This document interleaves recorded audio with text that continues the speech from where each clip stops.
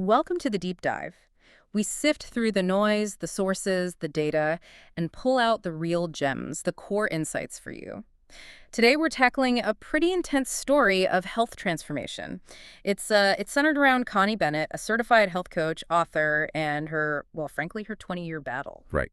Our mission here is to really unpack what she shared at the Blood Sugar Roller Coaster Summit. Right. And this isn't just about, cutting out cookies. We're digging into the serious physical impact of too much filler, finding a real path to recovery, and crucially identifying those unexpected mental, emotional triggers, the kind that can trip up even someone who knows this stuff inside out. Yeah, and that's what hooks you right away, isn't it? The origin story. We've got this sharp, skeptical journalist. For a decade, she's plagued by, get this, 44 specific, really baffling health problems. It wasn't just feeling tired. She felt so consistently off, so many weird symptoms that she actually worried people thought she was off kilter. That's the word she used. Exactly. So our goal is to look at what worked the first time she got healthy, and then, importantly, what she learned when things went south again, years down the line. Okay, so let's paint that before picture. That decade of illness. What did that actually look like? It's pretty harrowing, actually. We're talking frequent headaches, these constant, really scary heart palpitations that just came out of nowhere, plus embarrassing mood swings, completely out of character. And then the physical stuff like internal trembling or shakes, especially when hungry, cold hands and feet too, and just ferocious cravings for sugar and junk. Wow, that sounds like a nightmare, like living in a body that's constantly betraying you, and doctors couldn't figure it out? Nope. She saw doctor after doctor. They were stumped, or maybe just treating the symptoms individually, until one finally put the pieces together. The diagnosis, reactive hypoglycemia. Reactive hypoglycemia. Can you break that down for us quickly? What is that? Sure, it's often just called low blood sugar. Basically, your body overreacts when you eat refined carbs or sugar. It pumps out too much insulin. That causes your blood glucose to crash suddenly and severely. And that crash is what triggers the shakes, the palpitations, those intense cravings.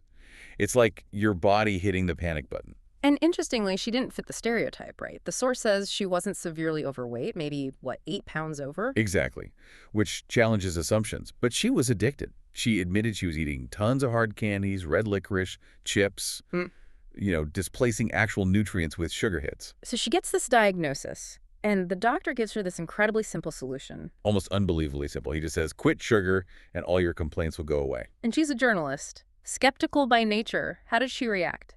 Predictably. She was super resistant, reluctant, questioned him directly, like, wait, you're telling me that if I just quit sugar, all of this, all 44 things, will just disappear? She needed proof. It does sound almost too good to be true. But this is where the story really turns, isn't it? It really does. Because despite all that skepticism, she did it. Reluctantly. But she quit sugar. And the result was, it was shocking. Within just a few weeks, every single one of those bizarre, confusing, long-term ailments vanished completely. Every single one. Every one.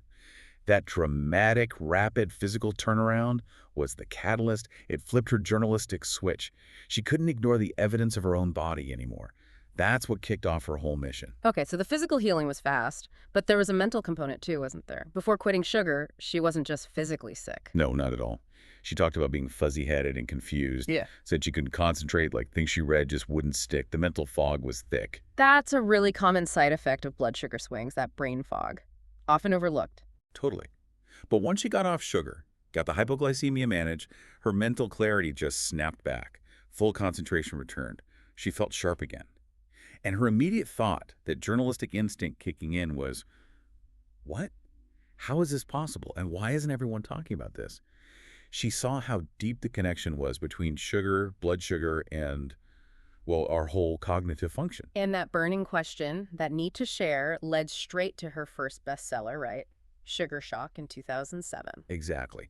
That book really cemented her path, her dedication to educating people about, the hidden impacts of excess sugar, especially on blood sugar levels. There's an interesting side note about the writing process itself being therapeutic for her. Yeah, she mentioned spending months rewriting the first chapter of Sugar Shock and then doing the same for her latest book. She found that process of documenting, of really articulating the trauma and the transformation, helped her process it all. She does add the caveat, writing isn't for everybody, but for her, it was a key part of healing and solidifying the change. So she's recovered, she's an expert, she's helping others. Sounds like a success story. End of chapter. But life had other plans, right? About a decade later? Yeah, life rarely follows a neat narrative, does it? Hmm. About 10 years after that initial recovery, she faced a huge challenge, something she later termed caregiving shock. Her mother became terminally ill with stage 4 cancer, and she moved to care for her.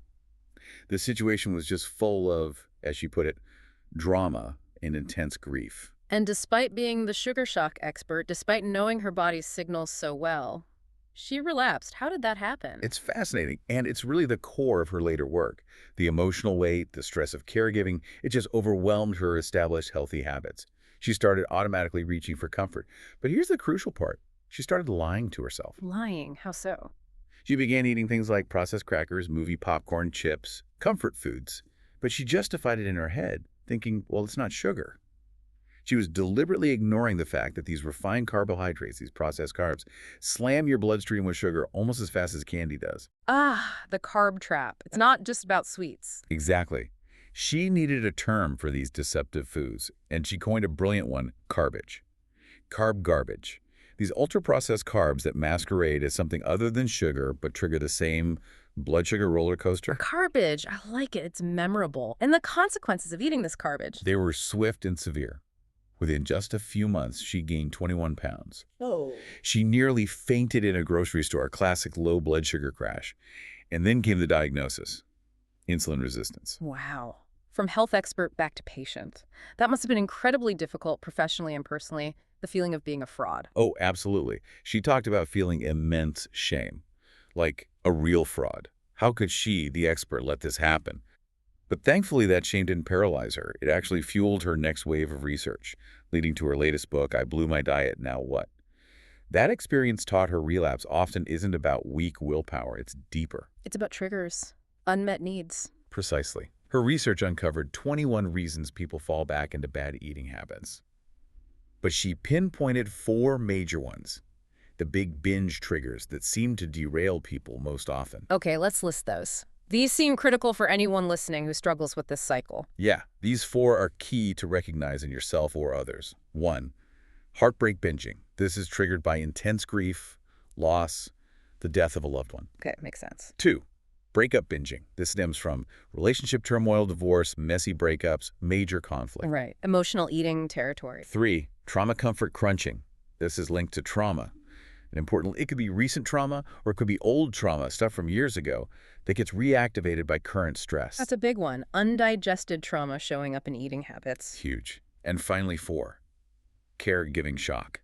This was her personal trigger, that profound emotional and physical drain that comes from caring for someone who is very ill or vulnerable. So heartbreak, breakup, trauma, caregiving, it really shifts the focus from blaming yourself to understanding the root cause, doesn't it?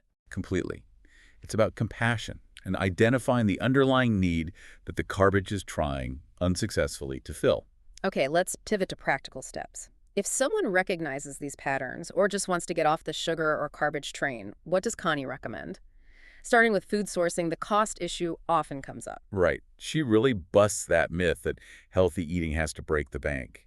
She suggests farmers markets. You often get amazing quality, sometimes organic or low pesticide, potentially cheaper than fancy grocery stores. Also, online options like Thrive Market can offer discounts on packaged healthy staples. You just need to be a savvy shopper. But the number one tip, the absolute must-do. Read labels meticulously on everything packaged, because manufacturers are incredibly sneaky with sugar. Sneaky how? Well, take the Hypoglycemia Support Foundation, the HSF, a fantastic resource she praises highly. They've compiled a list, a sugar repository, with 362 different names for sugar used on labels. 362. No wonder people are confused. Exactly. And many sound healthy, like organic evaporated cane juice or brown rice syrup. It's still sugar. The HSF even developed something called the No Blood Sugar Roller Coaster filter. It's on a website, perfect.co. Apparently, this filter screens out something like 75% of all packaged foods on places like Amazon because they contain these hidden sugars or refined carbs that mess with blood sugar. 75%. That's staggering. Yeah. It shows how prevalent this stuff is. It really does. Our food environment is a minefield. So besides avoiding the garbage, what should people focus on eating? Keep it simple. Focus on blood sugar stability. Things like nuts, lots of high-fiber vegetables, good quality protein powder can be helpful. She suggests freezing berries for a sweet treat. Apples are good, But here's a key tip. Always pair fruit with a protein or fat, like nut butter. That slows down the sugar absorption. Smart. Avoid the spike and crash.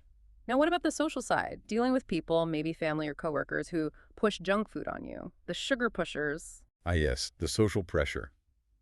Preparation and clear communication are vital here. She offers a few tactics. Humor can work.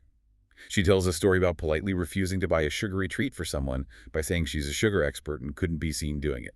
Or just a polite but firm, no thank you. If people persist, maybe a white lie, like I'm allergic or doctor's orders. But ultimately, it's about standing your ground, remembering why you're doing this. And planning ahead for events. Crucial. Never walk into a party or gathering assuming there'll be safe food for you. Eat something healthy beforehand. Or carry an emergency snack, she mentions, keeping a hard-boiled egg in a little container in her bag. If you arrive hungry and surrounded by temptation, you're just setting yourself up to fail. Makes sense. Okay, let's talk mindset and movement.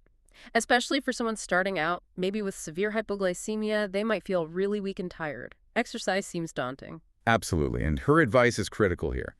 Do not push yourself hard at the beginning. That's a common mistake trying to go from 0 to 60 when your body is depleted. Start incredibly small, like a 5-minute slow walk around the block. Seriously, that small. Then gradually build up. And always, always pair movement with good nutrition, especially ample protein. You can't exercise your way out of poor fuel. And dealing with the mental side, that sugar shame she mentioned, the self-blame after a slip-up. Yeah, the how could I lose control again Yeah. feeling. She stresses that shaming and blaming yourself is useless. It actually keeps you stuck in the cycle. This is where her concept of gold power comes in. She argues it's far more effective and sustainable than relying on sheer willpower. Gold power versus willpower. Explain that. Willpower, she says, is like a muscle that gets fatigued, especially under stress. You run out of it. Gold power, on the other hand, comes from a deeper place. It's fueled by your desire. The most powerful question you can ask is, why do I really want to quit sugar or garbage? What's the deep down reason? Is it to ditch illness, to have energy to play with your kids, to feel clear-headed? That why is your gold power.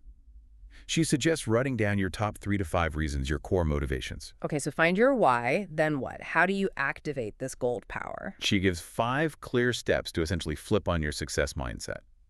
First, desire. Really tap into that feeling knowing deep down you can achieve this. Okay. Second, decide. Make a firm, unwavering commitment. I'm going to succeed no matter what. Right, that internal resolution. Third, expect. Don't just hope for success, expect it as a certainty. Assume you will succeed. Shift the expectation. Fourth, visualize. Clearly, picture yourself living that healthier life, eating well, feeling energetic, feeling great. See it in your mind's eye. Mental rehearsal. And fifth, affirm. Use positive statements to reinforce the vision. Simple things like, I enjoy eating clean and feeling better. Say it, feel it. Desire, decide, expect, visualize, affirm. It turns that abstract why into a concrete daily practice, focuses on the positive gain, not the negative restriction. Exactly. It's about building the life you want, not just avoiding the foods you don't. She herself is living proof of that transformation from chronically ill and fuzzy-headed to energized and insightful. It's possible, but it needs that inner drive, that gold power.